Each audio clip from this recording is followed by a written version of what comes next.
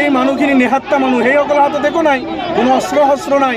কাউৰীৰ বাঁহ যদি কোনোবা ভাঙি দিয়ে, কাউৰীও ভাঙি দিয়া মানুহজনৰ ওপৰত আক্ৰমণ কৰিব আহে। আৰু এইসকল মানুহ তেখেতসকলে নিৰ মানুহ, গৰীব মানুহ, ভূমিহীন মানুহ, চৰকাৰী মাটিত আছে, মেধি মাটিতো আছে, মেধি মাটিতো ঘৰ বনাইছে। এইসকল ওলাই আহিলে পুলিচে গুলিয়াই হত্যা কৰিছে। পুলিচে লাঠি চাৰ্জ কৰিব পাৰিলেহেঁতেন, পুলিচে কন্দুৱা গেছ চলাব পাৰিলেহেঁতেন, ৰবাৰ বুলেট ইউজ কৰিব পাৰিলেহেঁতেন। এই সব নিয়ম অমান্য কৰি পুলিচে অমানৱীয় হত্যা কৰিছে। গুৱাহাটী হাইকোৰ্টৰ চিফ জাষ্টিছক আমি অনুৰোধ কৰিছোঁ, সহমত কেছ ল'ব লাগে। পুলিচে এই নিহত্তা মানুহক হত্যা কৰিলে ইয়াৰ বিৰুদ্ধে গুৱাহাটী হাইকোৰ্টক আমি অনুৰোধ কৰিছোঁ, তেখেতসকলে ইয়াৰ কেছ লওক। হেমন্ত বিশ্বৰ এই কাৰ্যক আমি ধিক্কাৰ দিছোঁ। হেমন্ত বিশ্ব ডাঙৰীয়া মানুহক নিৰাপত্তা নিশ্চিত কৰিব পৰা নাই। আজি সেই নকৰি আমি ইয়াতে যাব বিচাৰিছোঁ। আজি আমাক নিৰাপত্তা তাতে যাব দিব লাগিছিল। মানুহখিনি কি খাই আছে তাৰ অৱস্থা নাই।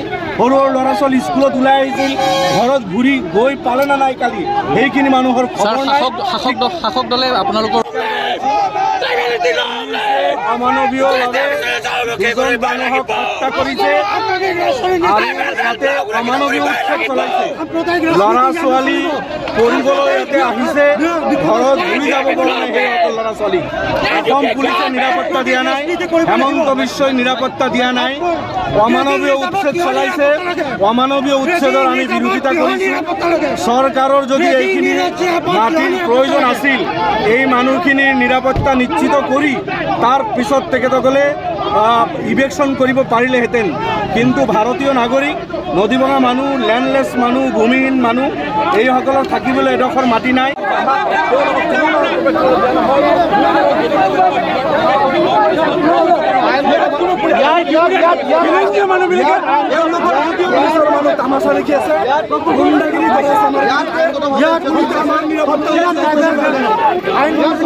যিকোনো খবৰৰ বাবে যোগাযোগ কৰক 7099017330 অথবা 7099017990 নম্বৰত।